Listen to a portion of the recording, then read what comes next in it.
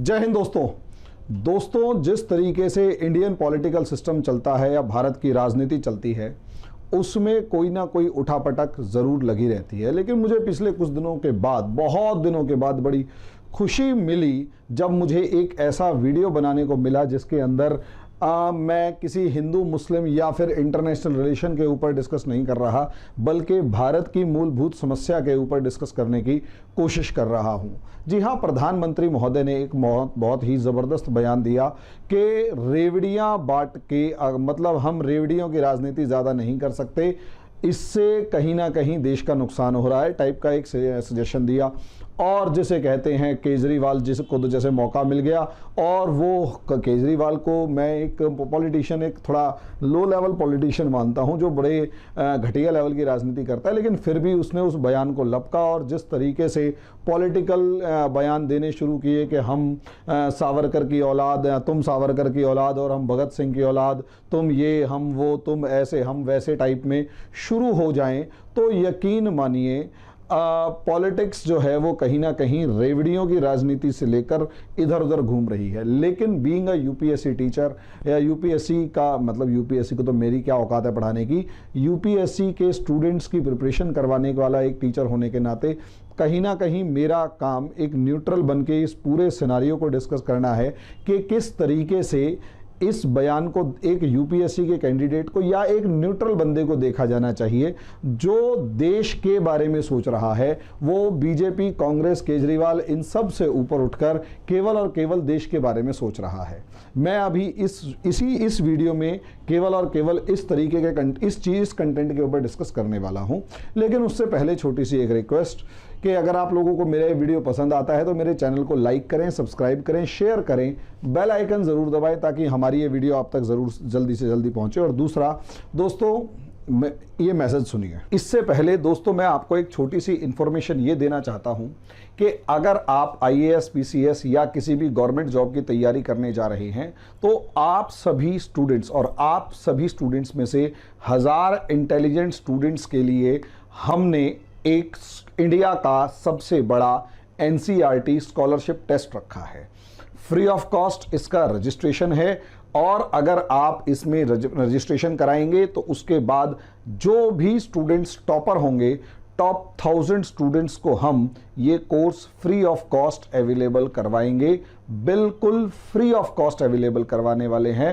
तो इसलिए आप हमारी ऐप डाउनलोड कीजिए, जल्दी से जल्दी हमारे इस स्कॉलरशिप टेस्ट के अंदर अपना रजिस्ट्रेशन करवाइए, अपना स्लॉट बुक कीजिए। 14 अगस्त को रजिस्ट्रेशन है और 14 अगस्त को टेस्ट होगा। 4 स्लॉट्स में टेस्ट होगा, 4 में से किसी भी स्लॉट में आके आप टेस्ट दे सकते हैं। तो जल्दी से जल्दी रजिस्ट्रेशन कराएं और जल्दी से जल्दी टेस्ट देना, मतलब टेस्ट के लिए रजिस्टर करके अपनी सीट्स को बुक करें। ऐप हमारी डाउनलोड करेंगे, स्टडी टेबल जो ऐप है वो प्ले स्टोर से मिलेगी। रजिस्ट्रेशन फ्री है तो जल्दी से जल्दी आप रजिस्टर करवाइए। अब आ जाते हैं टॉपिक के ऊपर। दोस्तों टॉपिक ये है कि मोदी जी ने एक बयान दिया कि रेवड़ियां नहीं बांटनी चाहिए, इससे इकोनॉमी का बुरा हाल हो रहा है।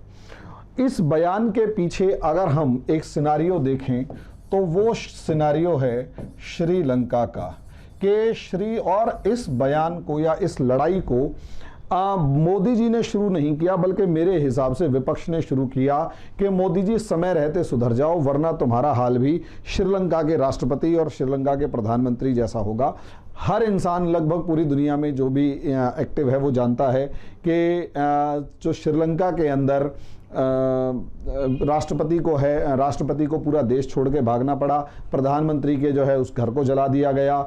बहुत मतलब कैओस लाइक सिचुएशंस हैं, बहुत ज़्यादा एनार्की फैली हुई है, सेना सड़कों पे है, कंगाल देश हो चुका है, दिवालिया घोषित होने की कगार पर है, लोगों से जो पैसा लिया वो वापस नहीं दिया जा रहा और इस तरीके से एक बहस छिड़ गई। लेकिन जब उस बहस के अंदर दूसरा शायद राहुल गांधी का ये बयान था कि आपका भी यही हाल हो सकता है, इसके रिपरकेशन की फॉर्म में या इसके रिवर्ट की फॉर्म में अगर आप देखेंगे एक जवाब की फॉर्म में, तो बयान आया कि रेवड़ियों की राजनीति हमें नहीं करनी चाहिए।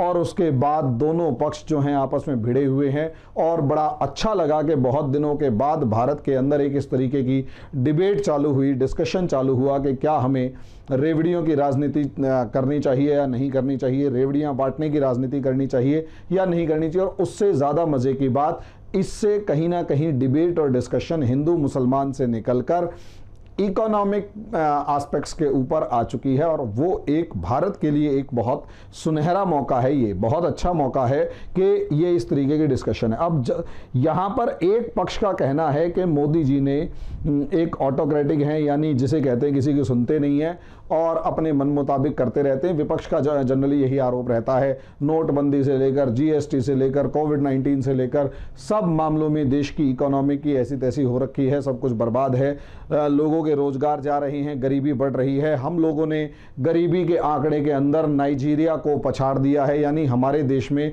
नाइजीरिया की जनसंख्या से भी ज़्यादा गरीब लोग मौजूद हैं। ठीक है, अमीर और अमीर हो रहा है, गरीब और गरीब हो रहा है। बहुत सारे लोग जो हैं वो फैक्ट्स फेंक रहे हैं कि क्या नाम है, आप लोगों ने एहसान नहीं कर दिया, अनाज बांट के फ्री में, सेंट्रल विस्टा प्रोग्राम बनाया आपने सेंट्रल विस्टा जो योजना बना रहे हैं, उसके बाद आपने जो मुद्रा योजना चलाई वो फेल हो गई, उसके बाद आपने फ्री में सिलेंडर दिया, फ्री में घर बनवाए, फ्री में टॉयलेट बनवाए, ये भी तो फ्री बीज है, वो भी तो फ्री बीज है।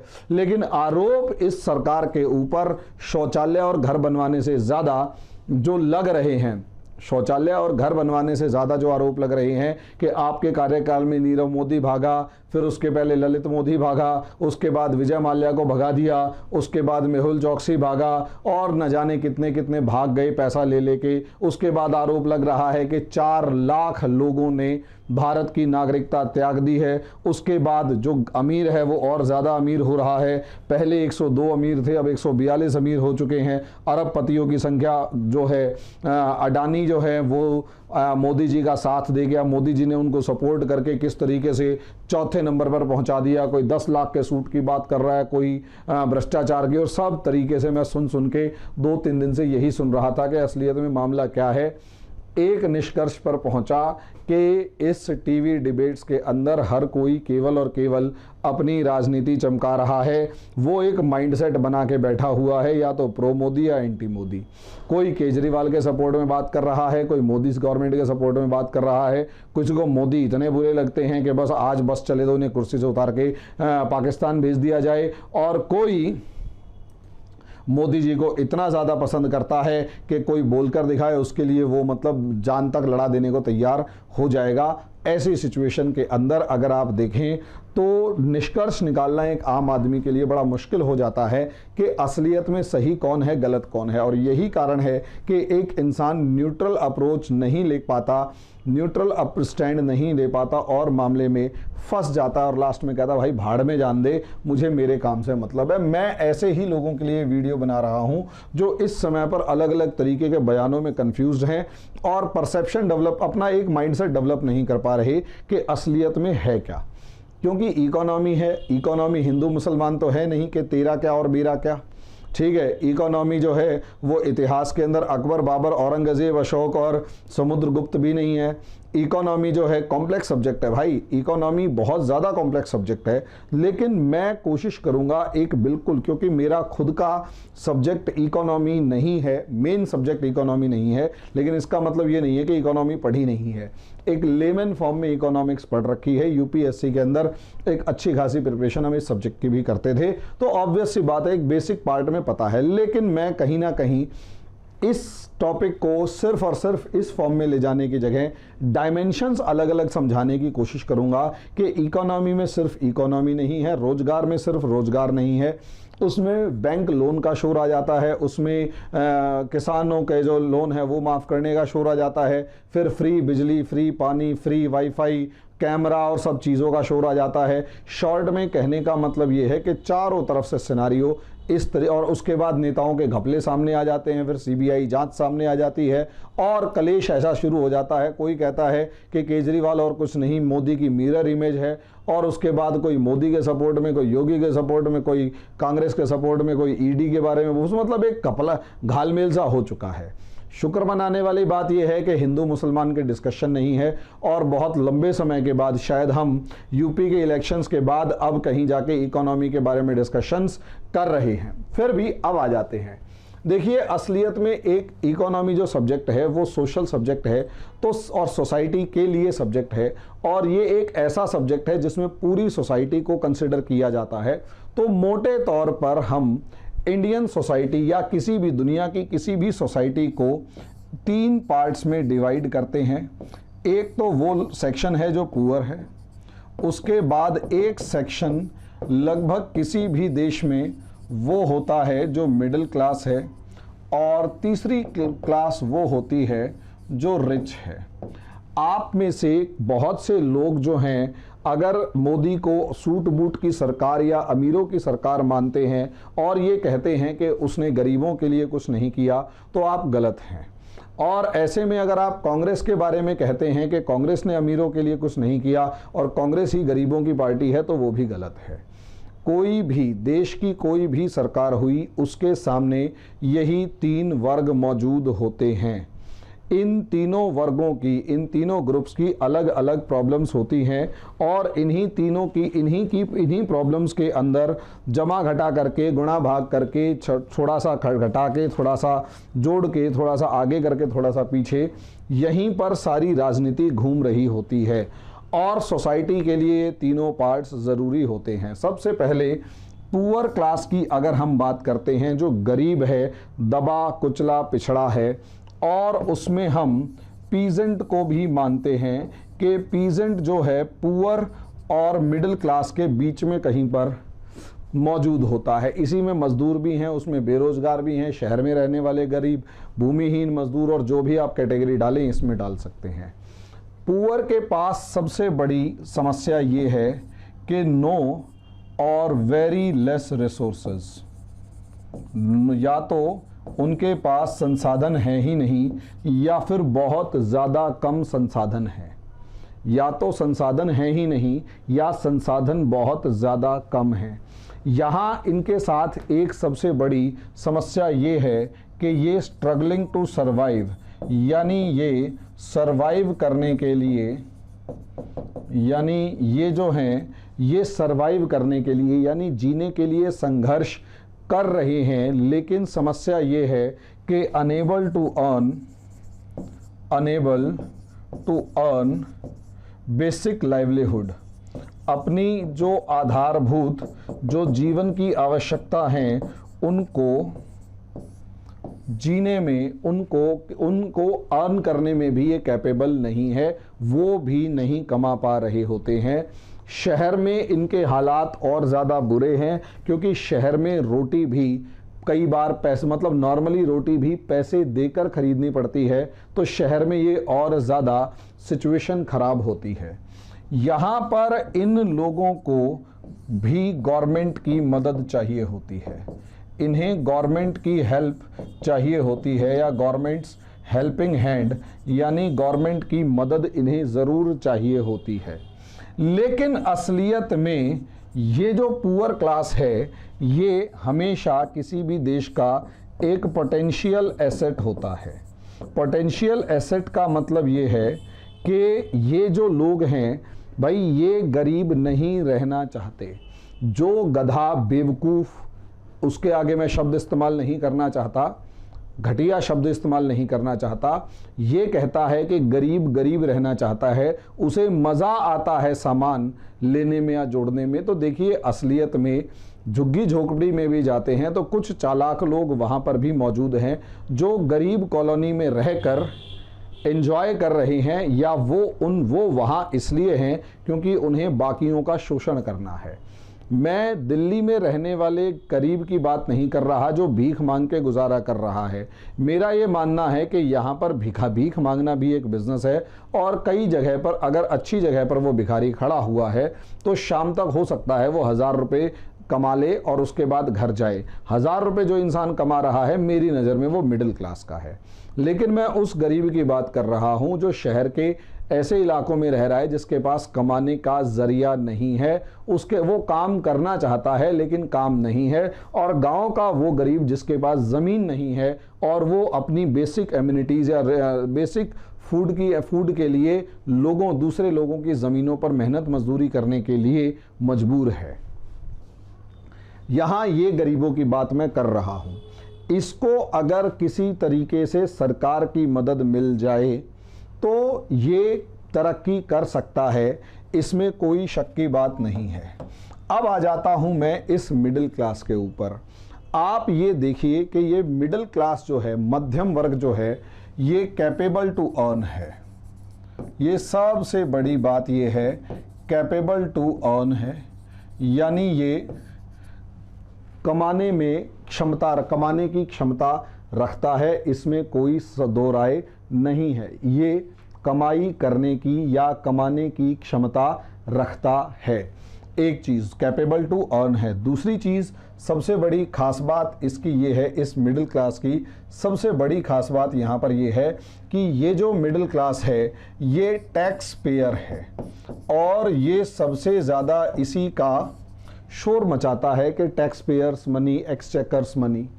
दूसरी सबसे बड़ी क्लास ये है कि ये स्मॉल बिजनेस भी चलाता है, जिसकी वजह से यहाँ पर जो है लार्ज वर्कफोर्स जो है, जो बड़ी लार्ज वर्कफोर्स जो है वो इसमें कंज्यूम हो जाती है।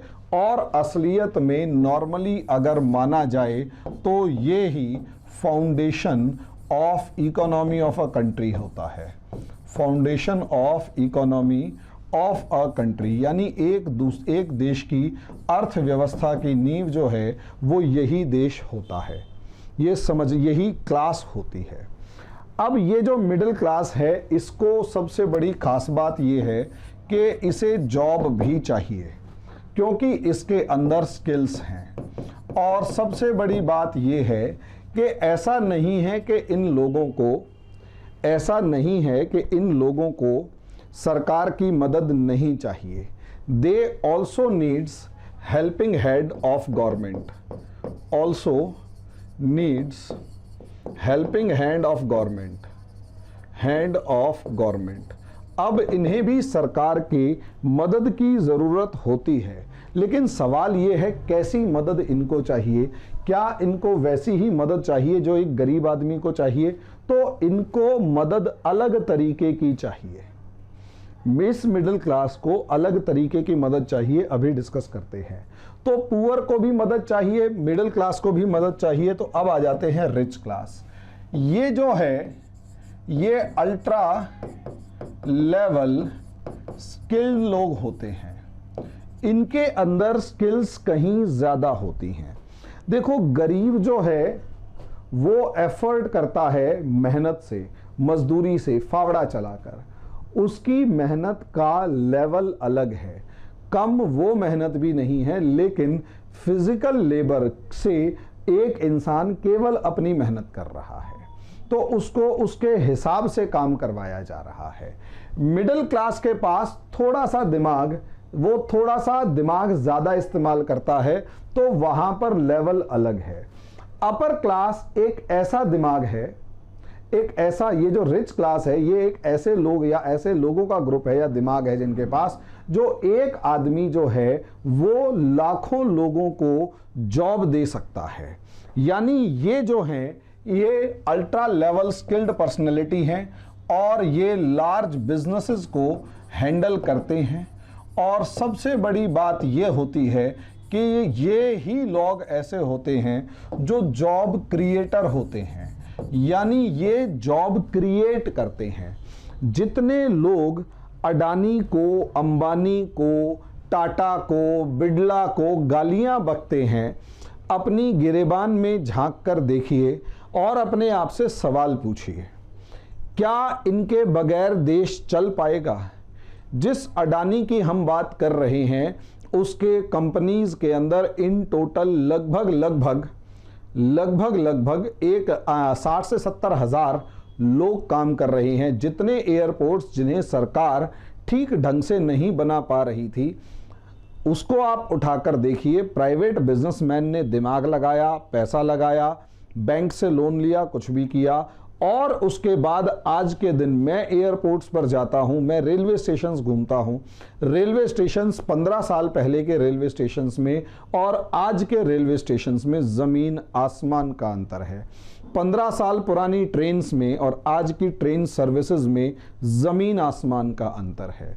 एयरपोर्ट्स को तो भूल जाइए, मैं लगभग 2004-05 के अंदर प्लेन के अंदर बैठा था, तब के एयरपोर्ट में, इंदिरा गांधी जो एयरपोर्ट है उसमें, और आज जो एयरपोर्ट है उसमें ज़मीन आसमान का अंतर है। हाँ, खर्चा है, लेकिन भाई अडानी नहीं करेगा तो कोई तो करेगा। अब सरकार प्लेन बनाएगी तो दूसरे प्लेन उड़ाएगी, अब क्या नाम है, एयरपोर्ट को मैनेज करेगी तो दूसरे काम कौन करेगा? सरकार के दूसरे भी बहुत सारे काम हैं। तो सवाल ये है कि आप लोग जो इन्हें गालियां बकते हैं, देखिए इनकी अपनी समस्याएं हैं, इनकी अपने साथ समस्याएं हैं, सरकार की मदद इन्हें भी चाहिए। इनकी अपनी समस्याएं हैं, सरकार की मदद इन्हें भी चाहिए।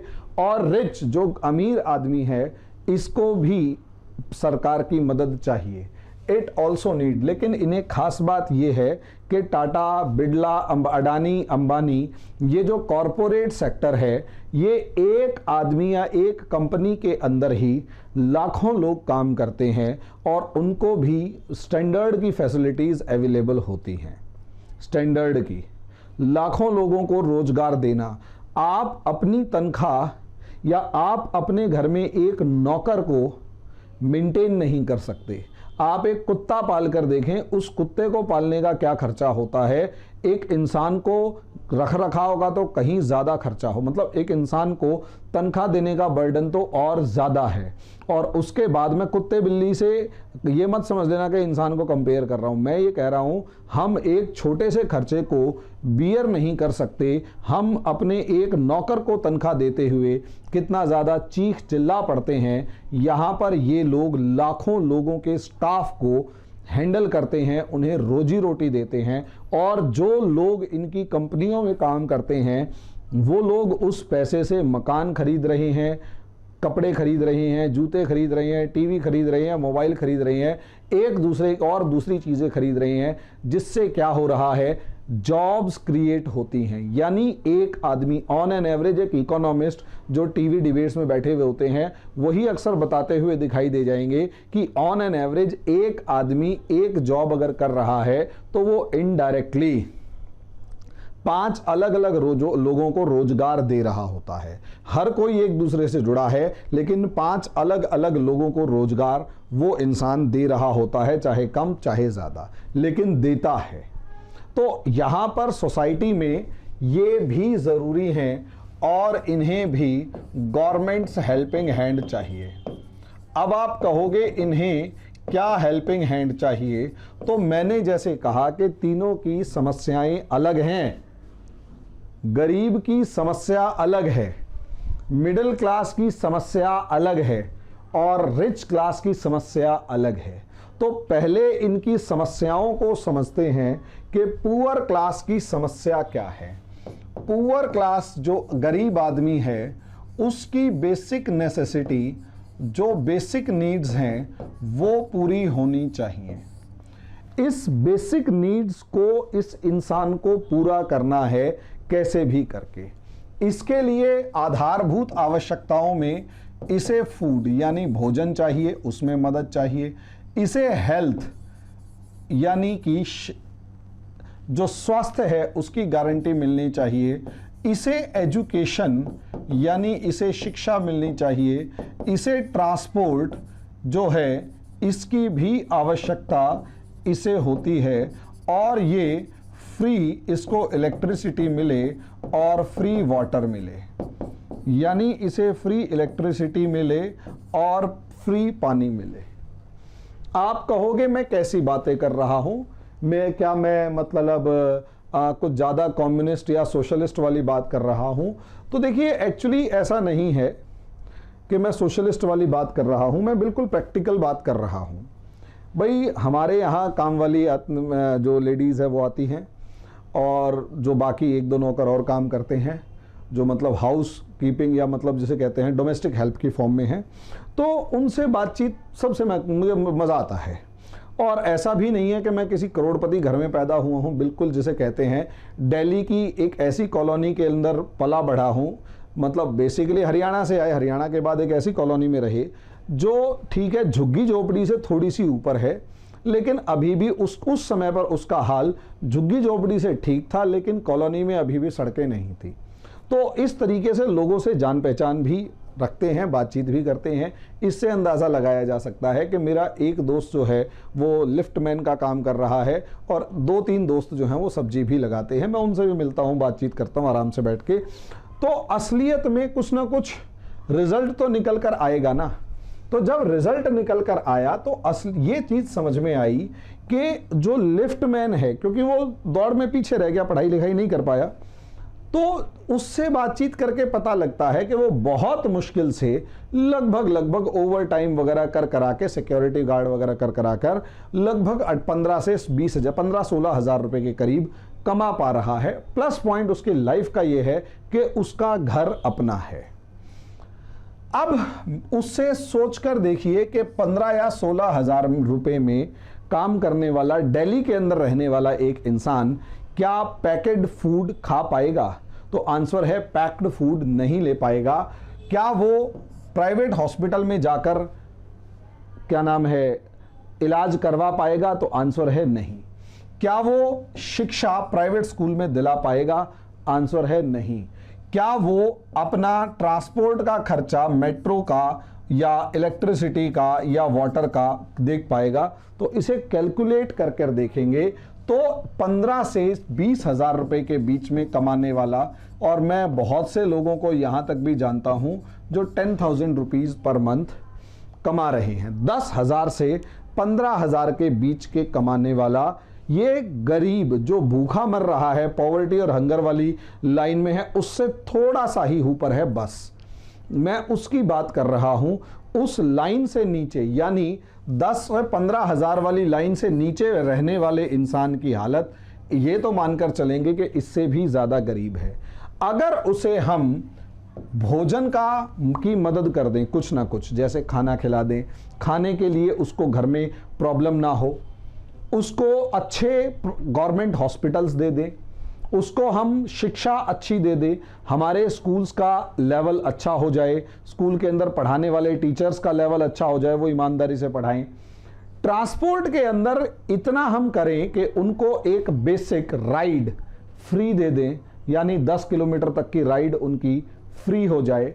तो ऐसी सिचुएशन में, या फिर महिलाओं को, खासकर वुमेन को आप फ्री में क्या नाम है ट्रांसपोर्ट में दे दें। मान लिया एक महिला कहीं काम करने जा रही है और आ रही है, महीने में उसका 10,000 रुपए 1,000 रुपए ट्रांसपोर्ट का बच जाता है। अगर वो 10,000 रुपए में नौकरी कर रही है और उसके 1,000 रुपए बचता है, तो ये बिल्कुल ऐसा ही है जैसे उसकी अर्निंग का 10% बच गया। उसकी अर्निंग का 10% बच गया। इसी तरीके से इलेक्ट्रिसिटी के अंदर मान लिया उसका महीने का 1,000 रुपए बिल आ रहा है, जैसे कि केजरीवाल सरकार ने किया कि भाई 200 यूनिट बिजली जो है वो फ्री दे दी, तो हो सकता है 1,000-1,200 रुपए उसका यहां पर बच गया और 500 रुपए उसका वाटर का यानी पानी का बच गया। यानी 2,500 रुपए इन लोगों को या इस क्लास को जो है वो 2,500 रुपए की इन लोगों को मदद मिल गई। अब यहां पर अगर एजुकेशन भी ठीक ठाक मिल रही है और स्कूल के अंदर टीचर पढ़ा रही हैं और 2,000 रुपये महीना भी अगर उसका बच्चे की स्कूल की फीस और दूसरी चीज़ों का बच जाता है, भाई मेरे हिसाब से प्राइवेट स्कूल के अंदर फीस कम से कम मरे से मरा 1,200-1,500 होती है, हम 1,000 रुपये मानते हैं। तो 2,000 रुपये उसे वहां अगर बचते हैं, हेल्थ के मामले में भी अगर गवर्नमेंट हॉस्पिटल्स अच्छा काम कर देते हैं और यहां पर भी ये लोग अच्छा काम करते हैं, अगर हम पूरा इन टोटल मिलाकर प्रैक्टिकली एक इंसान का 5,000 से लेकर 7,000 रुपीज बचा लेते हैं, यानी गवर्नमेंट की इस मदद से 5,000 से 7,000 रुपए उस आदमी के बच जाते हैं, तो आप लोग यहां पर इतना समझ लें कि इस आदमी ने ये 5 या 7 हजार रुपए महीना अपनी जेब में नहीं रखना। एक तो इसका अपलिफ्टमेंट होगा, इसका उत्थान होगा, यानी ये अपनी लाइफ में आगे बढ़ेगा, प्रोग्रेस करेगा। हो सकता है यही किसी छोटी मोटी इन्वेस्टमेंट की फॉर्म में आपको मार्केट में दिखाई दे जाए, यही चीजें किसी छोटी मोटी फॉर्म में मार्केट में दिखाई दे जाएं और उससे कहीं ना कहीं एक जीडीपी ग्रोथ को ही मदद मिलेगी। और यकीन मानिए इससे कहीं ना कहीं ये लोग अपनी लाइफ को इजी समझ पाएंगे, अपने बच्चों को चाइल्ड लेबर में नहीं झोंकेंगे, बच्चों को एजुकेशन नहीं छोड़नी पड़ेगी, हेल्थ पर खर्चा अगर कम होता है तो जिंदगी जीने की अगर प्रत्याशा बढ़ेगी तो लंबे टाइम तक ये काम कर पाएंगे, तरक्की कर पाएंगे। तो उसका बेनिफिट जो है लॉन्ग टर्म में सोसाइटी को, इवन गवर्नमेंट को, कंट्री को ज्यादा मिलेगा। इसलिए एक तरीके से देखा जाए तो 200 यूनिट जो बेसिक यूनिट हैं, इसे थोड़ा कम किया जा सकता है, 150 किया जा सकता है, वो यूनिट बिजली देनी चाहिए। पानी फ्री की जगह अगर साफ मिल जाए, क्लीन वाटर मिल जाए, हाइजीनिक वाटर मिल जाए तो मज़ा ही आ जाए। ट्रांसपोर्ट कुछ सेक्शंस में, कुछ पॉइंट में देना चाहिए। और दिल्ली जैसी सिटीज़ में तो ट्रांसपोर्ट और खासकर पब्लिक ट्रांसपोर्ट का जो हाल है वो, और कई बार जैसे हम दिल्ली में ट्रैवल करते हैं तो दिल्ली मेट्रो की भीड़ भी दिखाई देती है, या जिस तरीके से लोग निकल रहे होते हैं। और जितना मतलब कई बार उसमें मेरे पास भी बहुत सौ के स्क्रीनशॉट आ जाते हैं, जो मेरे पास काम करने वाले लड़के हैं वो भी कहते हैं सर आज देखो मेट्रो में बहुत ज़्यादा भीड़ है, मैं क्या करूँ। तो मैं समझ जाता हूँ कि हाँ ये लड़का जो है अभी बेचारा हो सकता है लेट हो जाएगा। तो बसेस के अंदर भी कई बार देखते हैं कि जो बस जो ठसाठस भर के चल रही होती है। तो इन शॉर्ट कहने का ओवरऑल मतलब है कि इन लोगों को या इस क्लास को अगर मदद प्रोवाइड कर दी जाए तो इनके पास कुछ पैसा बचेगा, और जो पैसा बचेगा ये लोग अपने पास होल्ड करके नहीं रखेंगे, उसे कहीं ना कहीं अपनी लाइफ को अपग्रेड करने में लगाएंगे। ये पैसा दोबारा मार्केट में आएगा, दोबारा अगर मार्केट में आएगा तो जीडीपी ग्रोथ अपने आप होगी। तो इसलिए इस मामले में ये कह देना कि ये तो रेवड़ियां हैं, तो देखो ये रेवड़ियां दुनिया की हर सरकार ने बांटी हैं। अमेरिका ने ये रेवड़ियां नहीं बांटी थी तो 1928 में उसकी जो दुर्गति हुई थी और ग्रेट इकोनॉमिक डिप्रेशन आया था तो वो उसे दिखाई दे गया था। अब असलियत में यहां पर दो चीजें हैं। एक चीज ये है कि अगर हम, मतलब मैं अमेरिका का एग्जांपल दे रहा था, तो अमेरिका ने भी क्या नाम है, क्या रूजवेल्ट ने केन्स इकोनॉमी को इस तरह यूज किया और dig the well fill the well वाली पॉलिसी अपनाकर मनरेगा जैसी पॉलिसी अपनाई और लोगों को मदद करनी शुरू करी ताकि उन तक पैसा पहुंचे। यहां पर असलियत में प्रॉब्लम क्या आती है कि गवर्नमेंट्स में इस क्लास को प्रॉफिट पहुंचाने के चक्कर में गवर्नमेंट्स जो हैं वो कहीं ना कहीं कंपटीशन में आ जाती हैं। कंपटीशन के अंदर इस तरीके से आ जाती हैं कि एक ने अगर 200 यूनिट बिजली फ्री दी है तो दूसरा आके कहेगा वो तो 200 दे रहा है, मैं 300 दूंगा। वो दूसरा कहता है उसने 200 यूनिट पानी फ्री कहा है तो मैं 300 यूनिट पानी फ्री करूंगा। वो कह रहा है वुमेन को ट्रांसपोर्ट में, कह रहा है मैं मेंस को, बच्चों को, सबको ट्रांसपोर्ट फ्री करूंगा। एक जब सब चीजें हो गई हैं तो एक कहता है मैं आपको तीर्थ यात्रा करवा दूंगा, फिर दूसरा कहता है मैं आपको टैब दे दूंगा, एक कहता है मैं आपको घड़ी दे दूंगा, एक कहता है मैं आपको 2 तोले का मंगलसूत्र दे दूंगा सोने का, एक कहता है मैं टीवी दे दूंगा, एक कहेगा मैं लैपटॉप दे दूंगा, स्कूटी दे दूंगा, टैब दे दूंगा। लॉजिक को समझिए। बात हो रही थी गरीब आदमी को मदद करने की, समझे। अब यहां आप इसका प्रॉफिट कैलकुलेट कीजिए। आपने बेसिक हेल्प प्रोवाइड कर दी, यानी आपने उसे food, health, education, transport, electricity और वाटर, ये जो 6 एमिनिटीज, जो बेसिक एमिनिटीज हैं, ये प्रोवाइड कर दी तो इससे life becomes easy, life becomes easy. अब उसका असर कहीं और होता है, बताऊंगा। लेकिन यहां से क्या होगा, ये एक हाफ पार्ट है, आधा। आप उस इंसान को खाली ना बैठने दें और ये कहें कि अगर आप जॉब करते हैं और जॉब क्रिएट होती है, गवर्नमेंट का दूसरा काम होता है जॉब क्रिएट करना, ताकि एक इंसान को ये बेसिक नीड्स पहुंचाकर उसको बेसिक हेल्प प्रोवाइड करके उसको ये कहा जाए कि भाई तू कमा, हम तेरी मदद करेंगे ताकि तू जीवन में आगे बढ़े। और जॉब क्रिएट करके उसे जॉब करने के लिए मोटिवेट किया जाए। और मेरा ऐसा मानना है कि देखो 100% लोग ऐसे नहीं होंगे जो जॉब करना चाहेंगे। जो ये एक्सक्यूज है कि यार इतनी सारी चीजें मिल जाए तो एक आदमी क्यों कमाएगा, मेरा मानना यह है सभी ऐसे नहीं होते।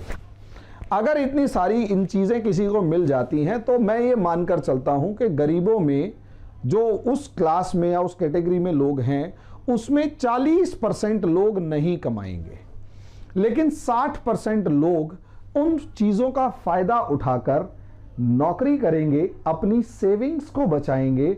और वो जो गरीबी की दलदल है, गरीबी सबकी भाभी होती है, हमारे यहाँ कहा जाता है गरीबी सबकी भाभी, मतलब सबकी भाभी मतलब कोई भी आके उसको मतलब धो जाता है, उसका मतलब एक तरीके से रेप ही कर जाता है, अलग अलग तरीके से। शॉर्ट में कहने का मतलब यह है कि गरीब होना सबसे बड़ा गुनाह है। तो कोई आदमी भी उस गरीबी में क्यों रहेगा? वो चाहेगा कि अगर वो झुग्गी झोपड़ी में रह रहा है तो अच्छी कॉलोनी में जाए, और अगर वो ठीक कॉलोनी में चला गया है तो और अच्छी कॉलोनी में जाए। भाई मैं अगर जिस कॉलोनी से निकल कर आया हूं उसका अगर स्टैंडर्ड आज भी देख लिया जाता है तो वो कहीं ना कहीं काफी ज्यादा पिछड़ा है। लेकिन क्या सारे लोग वहां पर वैसे ही हैं? हाँ, जो अभी बचे हुए हैं उनमें से बहुतों का बिहेवियर वैसा ही है, लेकिन अभी भी वहां एक बड़ा सेक्शन एफर्ट्स कर रहा है कि कैसे भी उस गरीबी के कुचक्र से निकले और उस कॉलोनी से निकलकर अच्छी कॉलोनी में जाए। वहां कई मामलों में मेरा भी एग्जांपल दिया जाता है कि उसकी तरह बनो, मतलब लोगों बच्चों से मिलने के, बच्चों को भेजा जाता है कि भैया से मिलके आओ, अब वो बताएंगे कि क्या करना है। मैं गाइड करता हूं, वो करना जरूरी है, उनको मोटिवेशन मिलना चाहिए कि हाँ अगर एक तरक्की कर गया, मेरे से कुछ साल पहले एक जज बनकर निकला, उससे पहले एक इंजीनियर बनकर मतलब अप्रोक्सीमेट, अब तो खैर वो रिटायर हो गए, वो इंजीनियर बनकर निकले तो हमारे सामने उनके किस्से कहानियां सुनाई जाती थी। तो ये मोटिवेशन जब मिलता है आदमी को तो वो उस कॉलोनी से निकलने के लिए, बाहर निकलने के लिए तिल मिलाता है। अब वहां आपने ये सब चीजें देने के साथ उसे जॉब अपॉर्चुनिटी अगर दे दी, या बिजनेस लोन, मुद्रा लोन की फॉर्म में छोटा मोटा बिजनेस करने का लोन दे दिया, देन आई कैन गारंटी वहां से लोगों का अपलिफ्टमेंट होता है। ये कहना गलत है कि अपलिफ्टमेंट नहीं होता, होता है। लेकिन सरकारें क्या करती हैं? सरकारें इन सब चीजों की, केजरीवाल के साथ सबसे बड़ी प्रॉब्लम यह है कि केजरीवाल ने ये सब चीजें तो प्रोवाइड कर दी, लेकिन मैं एक भी योजना केजरीवाल की ऐसी नहीं देख पा रहा जिसके अंदर उसने लोगों को जॉब्स लेने के लिए प्रमोट किया हो या कोई ऐसा कदम उठाया हो जिससे दिल्ली में जॉब्स बढ़ी।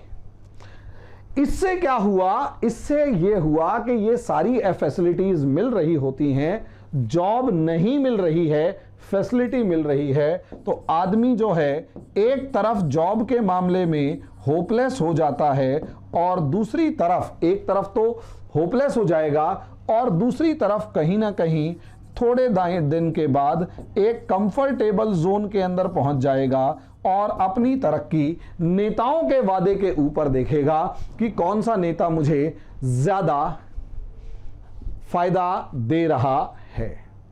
अब यही चीज जो है आपको समझनी है कि यह पहला हिस्सा है गरीबों का।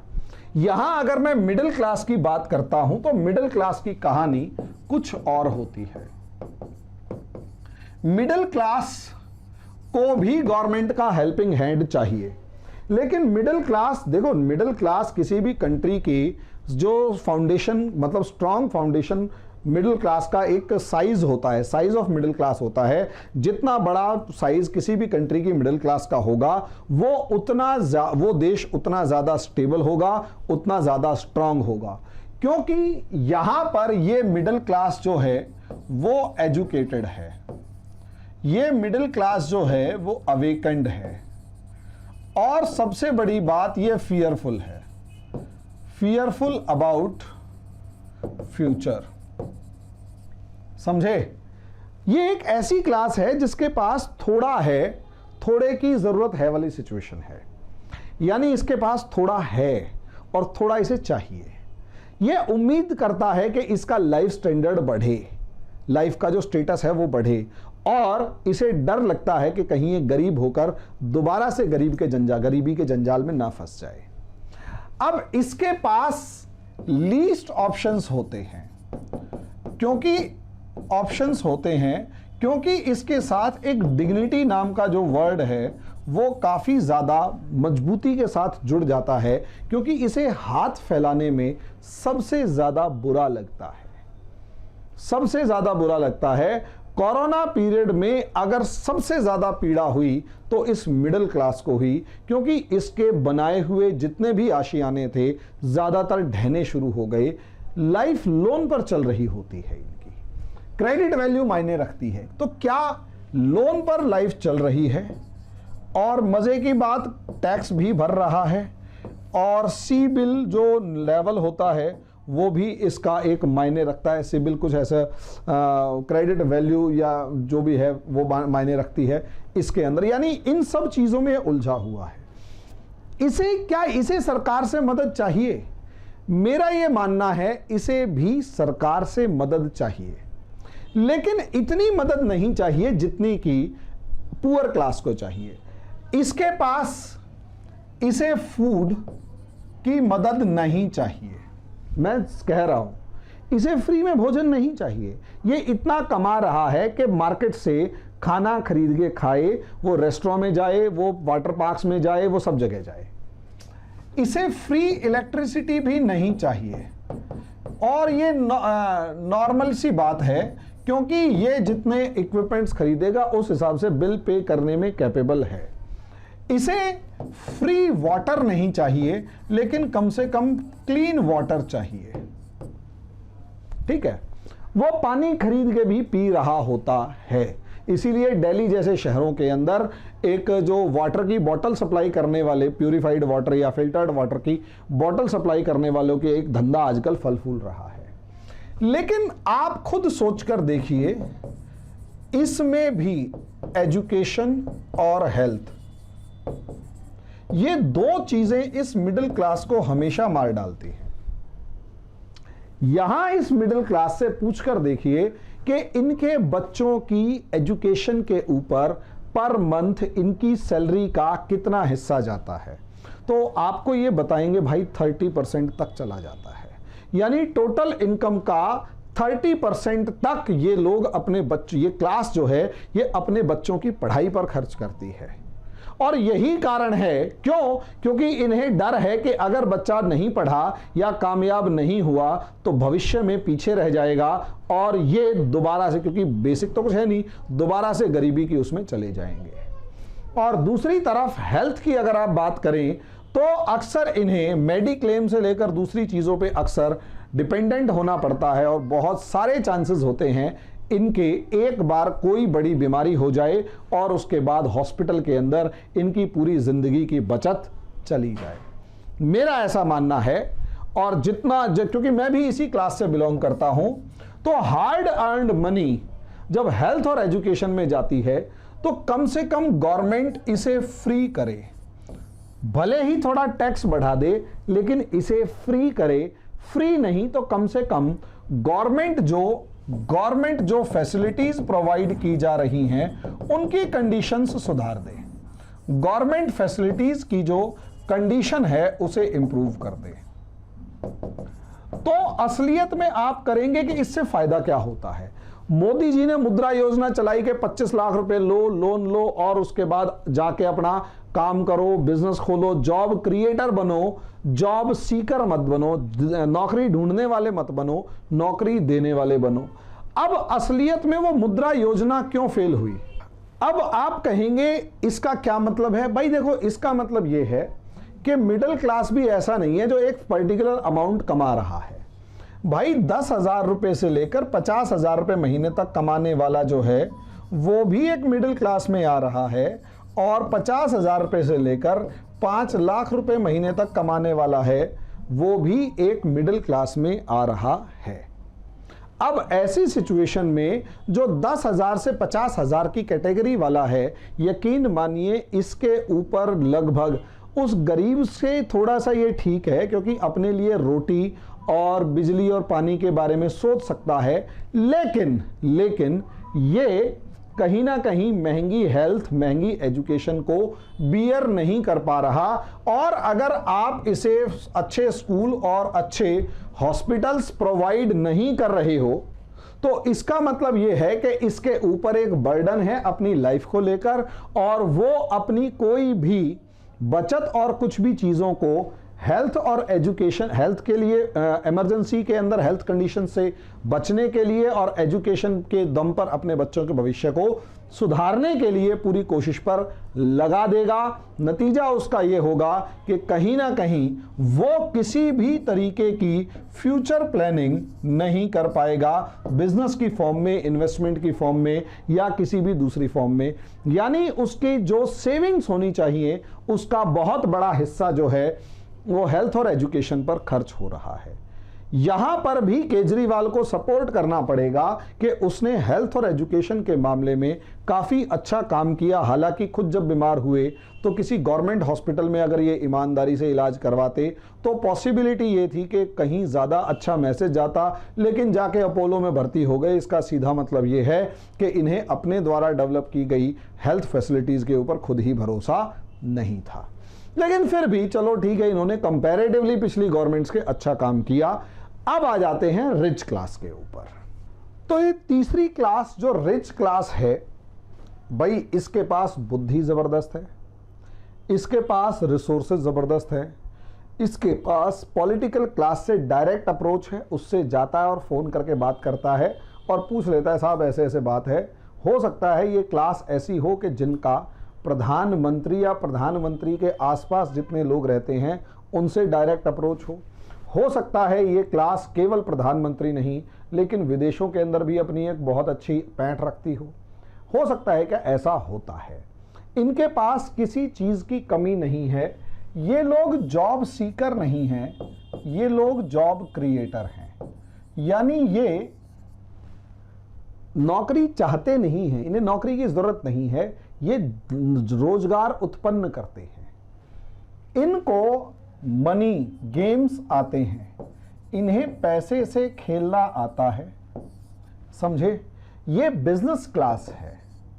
और मजे की बात ये है, ये हेल्पर टू गवर्नमेंट होती है। ये सीधे सीधे तौर पर जहां जहां पर सरकार काम नहीं कर पाती या सरकार फेल हो जाती है, जहां जहां पर सरकार काम नहीं कर पाती, सरकार फेल हो जाती है, वहां वहां पर ये हमेशा आगे बढ़ते हैं। ये याद रखिएगा, जहां जहां सरकार फेल होगी वहां वहां ये आगे बढ़ेंगे। ठीक है भाई, सीधी सी बात है, सरकार जो है वो एयर इंडिया को नहीं हैंडल कर पा रही क्योंकि ठीक ढंग से चल नहीं पा रही। सरकारी नौकरी करने वालों के पास एक दिमाग, बुद्धि एक अलग ही लेवल की होती है। वो कंफर्टेबल जोन में ज़्यादा रहना पसंद करते हैं आगे बढ़ने की जगह, क्योंकि उन्हें अपॉर्चुनिटी है नहीं, प्रमोशन फिक्स है, सैलरी फिक्स है, पेंशन वेंशन जो पहले मिलती थी वो फिक्स है, अभी भी हर चीज़ फिक्स है। तो फिक्स आदमी कभी भी ज़्यादा से जल्दी सी तरक्की नहीं करता है। वो सोचता ही नहीं है तरक्की करने के लिए, जो मिल रहा है उसी को बढ़ाएगा या फिर करप्शन करेगा। और काम ना करना भी एक तरीके का करप्शन है। यही कारण है कि काम ना करने वालों का जमावड़ा हो जाता है सरकारी उपक्रम, PSUs, public sector units. Air India की दुर्दशा आप लोगों ने देख ली, नहीं काम करके राजी होते। मेरा एक दोस्त एयर इंडिया में पायलट भी है, उससे जिस तरीके की बातचीत होती है वो मैं जानता हूं, और वो हंस हंस के जैसे बता रहा होता था पहले कि भाई सच में वहाँ ऐसे हो गया, वहाँ ऐसे हो जाता है, और वो ऐसे कर देते हैं और वो ऐसे कर देते हैं। शॉर्ट में काम नहीं करते, शॉर्ट में काम नहीं करते।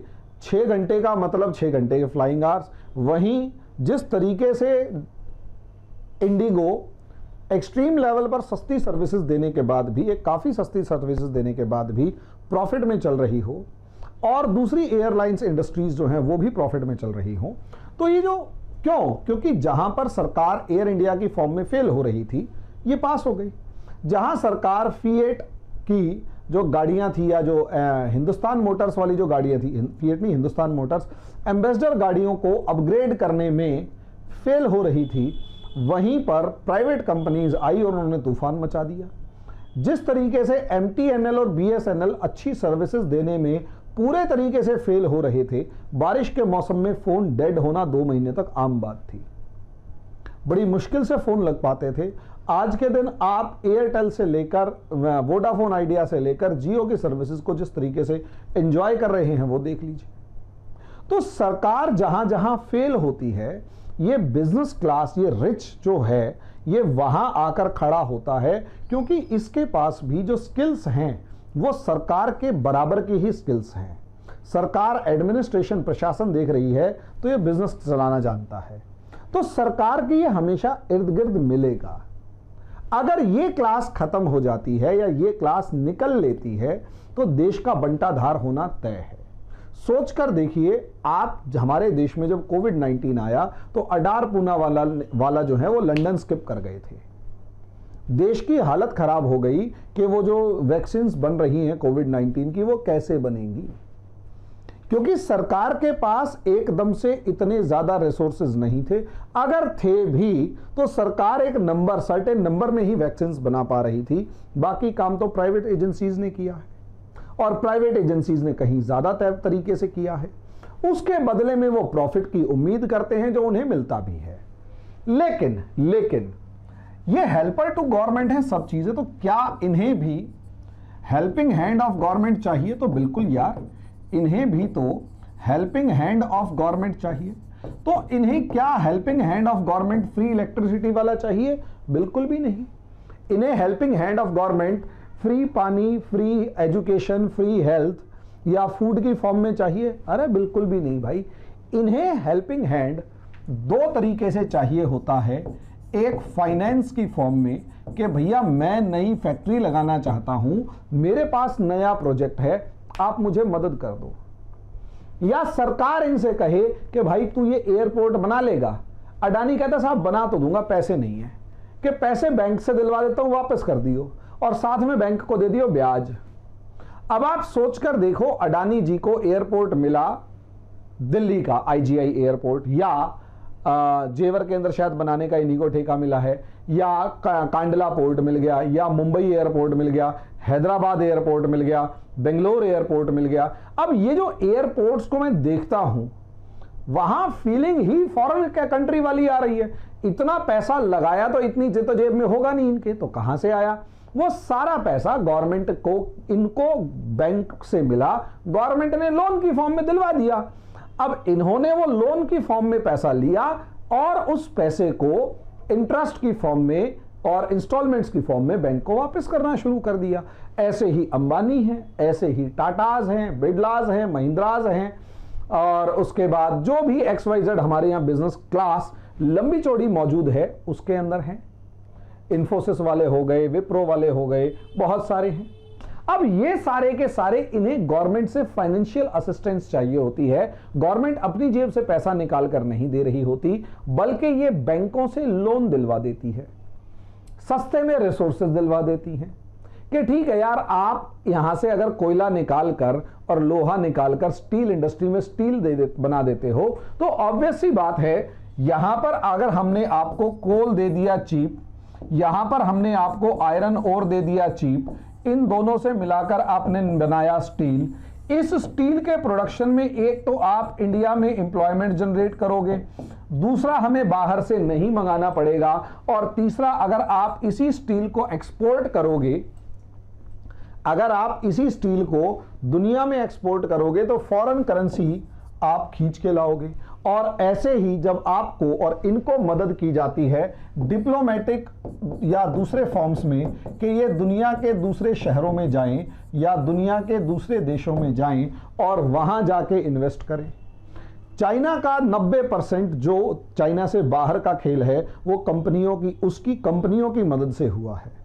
अमेरिका बाहर डिप्लोमेसी खुद ना करके अमेरिकन कंपनीज ज्यादा कर रही होती हैं, यूरोपियन कंपनीज ज्यादा कर रही होती हैं, क्योंकि ये वो लोग हैं जो देश की सरकार की मदद करते हैं, देश से बाहर भी देश के अंदर भी। रोजगार उत्पन्न करने से लेकर लगभग हर फील्ड में ये सरकार की मदद कर रहे होते हैं, और क्योंकि ये सरकार की मदद कर रहे होते हैं तो सरकार इनकी मदद करती है। लेकिन ये सरकार के उन कामों में मदद करते हैं जहां सरकार कामयाब नहीं हो पाती, और दुनिया की कोई सरकार कामयाब नहीं हो पाई। यहां तक कि चाइना जैसे कम्युनिस्ट कंट्री ने भी एक कैपिटलिस्ट क्लास अपने देश में खड़ी करी। वो एक अलग मैटर है कि कम्युनिस्ट पार्टी ऑफ चाइना के गाइडलाइंस के अंदर खड़ी करी, लेकिन खड़ी करी। रशिया ने सिर्फ कम्युनिस्ट को खड़ा किया, कैपिटलिस्ट क्लास को खड़ा नहीं होने दिया। आज रशिया की दुर्गति देख रहे हो। तो ये सरकार के हेल्पर हैं। तो ये कहना कि इनको रोजगार, इनको 5 लाख करोड़ का लोन, हाँ इसमें डिफॉल्टर निकलते हैं, ये लोन की फॉर्म में सरकार से मदद लेता है। लेकिन कई बार क्या होता है, फाइनेंशियल मिसमैनेजमेंट या फिर कैलकुलेशन मिस्टेक्स, कैलकुलेशंस में भी मिस्टेक्स आ जाती हैं। फाइनेंशियल मिसमैनेजमेंट और कैलकुलेशन मिस्टेक की वजह से भी बहुत से डूब भी जाते हैं। मान लिया 20 कॉरपोरेट्स को फायदा दिया, 20 कॉरपोरेट्स को लोन दिया, 2 जो हैं लोन लेकर भाग गए। अब 18 ने जितना कमा के दिया उस 2 के घाटे को पूरा कर दिया, ये नॉर्मल सी बात है। तो शॉर्ट में मेरा कहने का मतलब यह है कि असलियत में सोसाइटी में तीनों ग्रुप्स की जरूरत है। तीनों में से आप किसी को भी इग्नोर नहीं कर सकते, और दुनिया की हर सरकार तीनों के साथ मिलकर काम करती है, और ये तीनों को बैलेंस बनाकर चलना ही सबसे ज्यादा इंपॉर्टेंट काम है। लेकिन प्रॉब्लम हम लोगों के साथ ये आती है कि पॉलिटिक्स के चलते कोई भी, अब प्रॉब्लम ये है कि वोट जो है वो पुअर के पास है, वोट जो है वो मिडिल क्लास के पास है, और नोट पैसा जो है वो रिच क्लास के पास है। तो सरकार को सरकार चलाने के लिए, चुनाव जीतने के लिए, नेता को चुनाव जीतने के लिए, सरकार बनाने के लिए और देश में सरकार चलाने के लिए, भाई चुनाव जीतने के लिए तो वोट चाहिए और सरकार चलाने के लिए नोट और रोजगार दोनों चाहिए। अब इसी चीज की ऊहापोह में असलियत में दुनिया की कोई भी सरकार इनमें से किसी को भी इग्नोर नहीं कर सकती। इसलिए चाहे केजरीवाल हुए, उन्होंने फ्री वाली पॉलिसीज चलाई, तो मोदी जी जो हैं उन्होंने घर फ्री में बनवा दिए, गैस चूल्हे फ्री में दे दिए, मुद्रा योजना चला दी, सब कुछ कर दिया, हैं सारे एक जैसे। बट प्रॉब्लम कब है, जब केजरीवाल जैसे बंदे के साथ प्रॉब्लम तब आती है जब वो फ्री में बेनिफिट तो देता है, लेकिन उन लोगों को लाभ देने की जगह, लाभ देने के साथ साथ उनको रोजगार नहीं देता, और सिर्फ पूरा फोकस कानून बना, अपने क्या नाम है, योजना को बनाने में लगा देता है। और उससे ज्यादा बड़ी प्रॉब्लम तब आती है जब उस योजना, उस स्कीम का मार्केटिंग करने में, मार्केटिंग उस स्कीम के बजट से ज्यादा पैसा खर्च कर देता है, स्कीम से ज्यादा पैसा स्कीम की मार्केटिंग में खर्च कर देता है। हालांकि मोदी जी भी यही काम कर रहे होते हैं, लेकिन दोनों के बीच में एक बेसिक डिफरेंस ये है कि एक जगह पर जो है जॉब क्रिएट करने की वाहवाही लेने की कोशिश होती है कि ये हाईवे बन गया, ये एक्सप्रेस वे बन गया, यहां गाड़ी दौड़ाई जा सकती है, ये ऐसे किया जा सकता है, ये ऐसे किया जा सकता है। दूसरी तरफ जो है, मतलब क्या नाम है, मेरे ख्याल से वो क्या नाम है, एक ऑक्सीजनेटर मशीन लगाई थी 40 लाख रुपए की और 70 लाख रुपए का मार्केटिंग कर दी थी केजरीवाल ने। कुछ एक ये रॉ सा डाटा है मेरे पास, उसका ओरिजिनल निकालोगे तो खुद ही पता लग जाएगा कि छोटा सा भी कोई अचीवमेंट है उसके ऊपर बड़ी मार्केटिंग करना केजरीवाल की आदत है। तो शॉर्ट में कहने का मतलब यह है कि ये जो नेता एक दूसरे को गालियां बक रहे होते हैं, इसमें कोई, ठीक है ये पॉलिटिक्स है, हमें इससे कोई खास लेना देना नहीं है, लेकिन सरकार के जो तीनों अंग हैं, जो सरकार, हमारी जनता के जो 3 हिस्से मोटे मोटे हमने डिवाइड कर रखे हैं और हर स्ट्राटा अलग अलग है, तो उसमें हर किसी को सरकार की मदद चाहिए। और सरकार उस हमसे एक लेवल पर टैक्स लेके, सोचकर देखिए 90% डायरेक्ट टैक्स गिने चुने 90 लोग देते हैं और बाकी सरकार का सारा जो खर्चा है वो इनडायरेक्ट टैक्सेस यानी अप्रत्यक्ष करों से निकलता है। तो हम कैसे उम्मीद करें कि सरकार को आम आदमी मतलब जो है ये टैक्स 90 जो रिच लोग हैं ये मदद नहीं करते। ये 90 रिच लोग मदद करते हैं, 90 लोग ही अगर 90% टैक्स दे रहे हैं तो बाकी टैक्स, भाई अगर हम और आप हैं वो टैक्स जितना बच रहा होता है उसको निल करके दिखा रहे होते हैं। तो टैक्सेस कहां से मिलेंगे सरकार को? और ये सरकार के हेल्पिंग हैंड थे। तो इसलिए किसी एक को गालियां बकना कि भाई अमीरों को ही तुम फायदा पहुंचा रहे हो और सूट बूट की सरकार, वो भी गलत है। लेकिन गरीबों को ये कहना कि ये रेवड़ियां बांटने वाली राजनीति है, ये भी गलत है। हाँ, अधूरी कोई भी योजना चलाओगे तो वो गलत है। योजना चलाओ मदद करने के लिए, तीर्थ यात्रा से लेकर बकवास वाली योजनाएं जितनी भी हैं जिनका आउटकम कुछ नहीं है और जिनका आउटकम सिर्फ वाहवाही लूट के वोट बटोरना है, तो उससे देश बर्बाद होगा, इसमें कोई दो राय नहीं है।